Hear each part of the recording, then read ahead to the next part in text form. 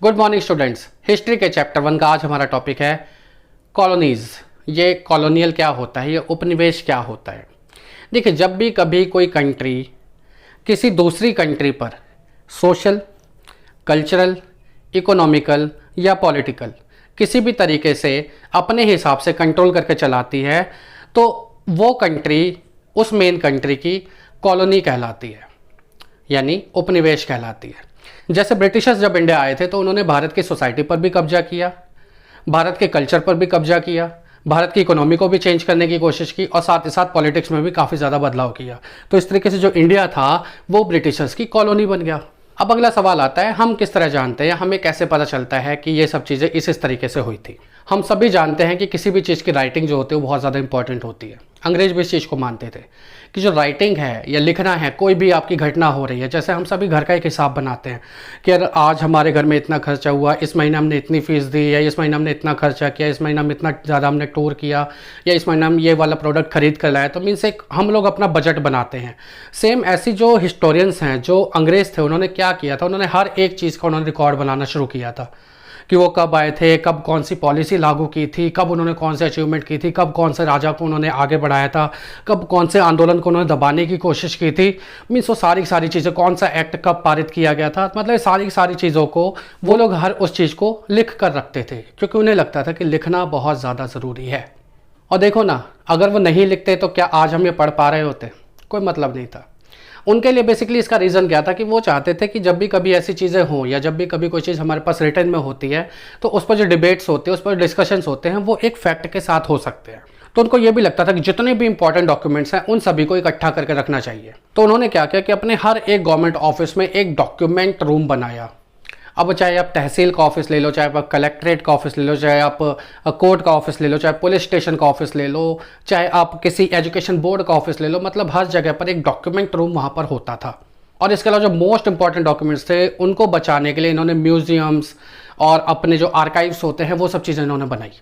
उन्होंने तो इस चीज़ का भी रिकॉर्ड रखा था कि जो गवर्नमेंट ऑफिसेज होते हैं ना, कि एक ब्रांच से दूसरे ब्रांच पर कब कौन सा लेटर आया, कब किस चीज़ की मांग की गई, कब कौन सी चीज़ उनको प्रोवाइड की गई, वो सारी की सारी चीज़ें भी वो लोग डॉक्यूमेंट्स में लिख कर रखते थे। और कई डॉक्यूमेंट्स तो आप आज भी देख सकते हैं, जो इनके म्यूजियम्स है, जो इनके आर्काइव्स है, वहाँ पर आज भी वो सारे डॉक्यूमेंट्स वहाँ पर रखे गए हैं।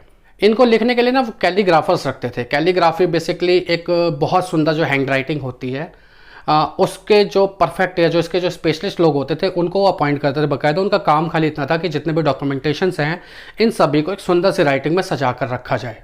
उसके बाद जब 19th सेंचुरी में जब प्रिंटिंग टेक्नोलॉजी आई तो उन्होंने इन सभी डॉक्यूमेंट्स के प्रिंट निकाल कर अपने पास में इकट्ठा करना शुरू कर दिया। तो अब एक बात आती है कि सर्वेक्षण मीन्स सर्वे भी इंपॉर्टेंट है। अब सर्वे क्या होता है? हर एक जगह का सर्वे किया जाता है।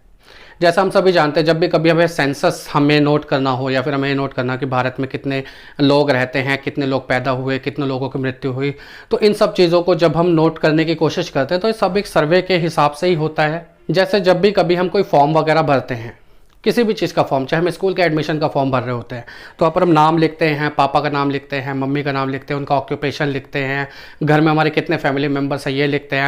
अगर कोई गवर्नमेंट डॉक्यूमेंट्स बनाने की कोशिश करते हैं, जैसे कास्ट सर्टिफिकेट हम बनाने की कोशिश करते हैं, इनकम सर्टिफिकेट बनाने की कोशिश करते हैं, तो ये भी लिखना होता है कि आपको इनकम किस तरीके से आ रही है, कितनी आ रही है, कहाँ से आ रही है।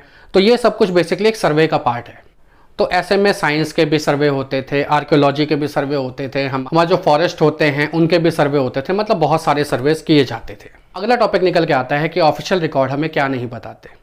देखिए, सिंपल सी बात है, कोई भी जब सरकारी ऑफिसर या कोई भी ऑफिसर जब अपने डायरी को लिख रहा होता है, जब अपने नोट्स को लिख रहा होता है, तो ये उसके मूड पर डिपेंड करता है कि क्या लिखेगा, वो उस चीज़ को किस तरीके से रिप्रेजेंट करने की कोशिश कर रहा है। ठीक है, तो इससे ये तो पता चल जाता है कि वो पर्टिकुलर हिस्टोरियन या वो पर्टिकुलर डॉक्यूमेंट राइटर क्या सोचता है, उसने तो अपनी बात बता दी।